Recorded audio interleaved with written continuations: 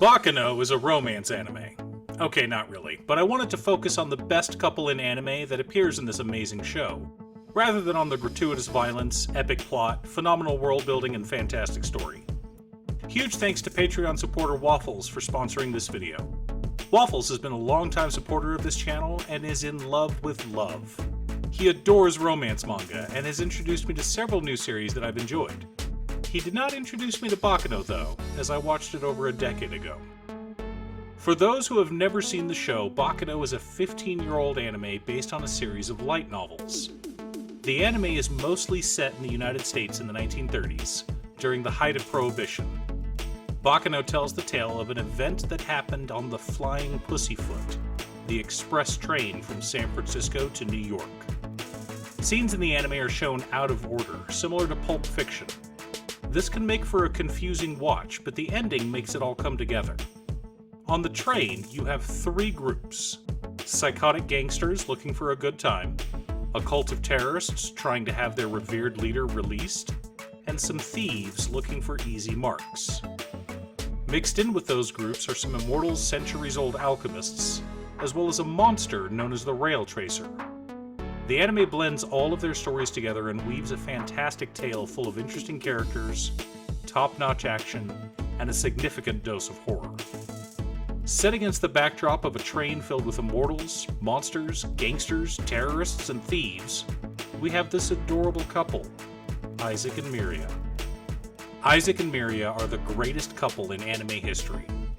Now, I'm not only comparing them to couples in anime where romance is the subplot rather than the focus. I'm talking about couples across the gamut of anime.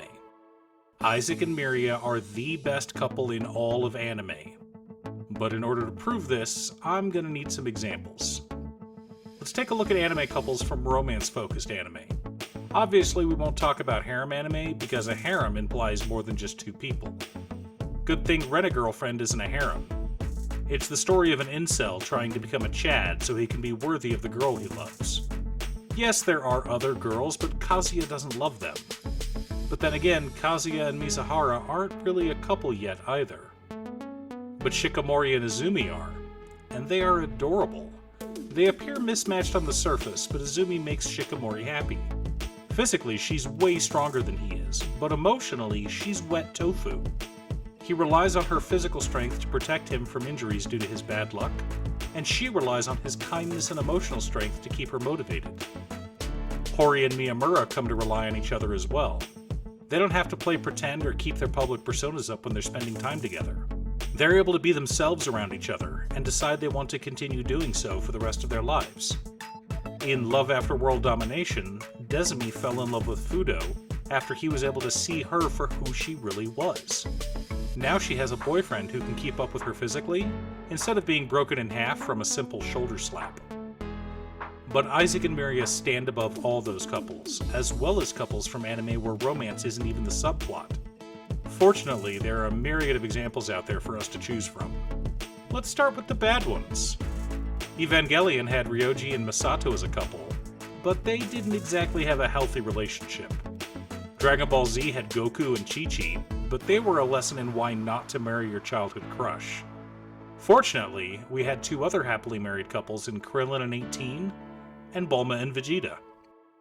Gajiel and Levi got off on the wrong foot, but wound up as the best couple in Fairy Tail. Tamahome and Miyaka from Fushigi Yugi also had a bit of a rocky start, but wound up saving the world with their love. Vampire Hunter D Bloodlust had a lovely couple in Link and Charlotte. But not even Oh My Goddess with Belldandy and Keiichi can compare to the adorable Isaac and Miria.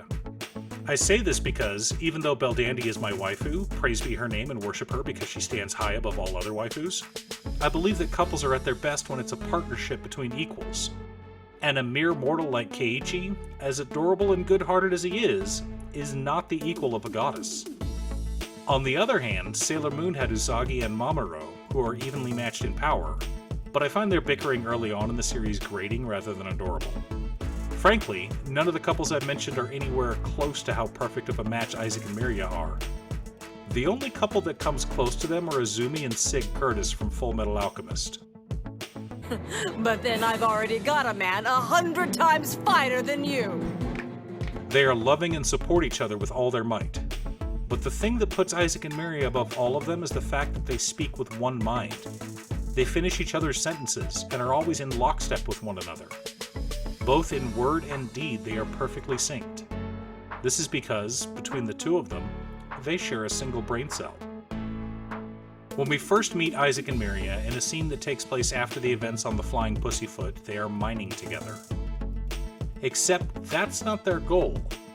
They are thieves, and their heist this time is to steal life from the Earth herself. Of course, gold is life because having gold means living. Their past crimes include stealing time itself when they stole a bunch of watches.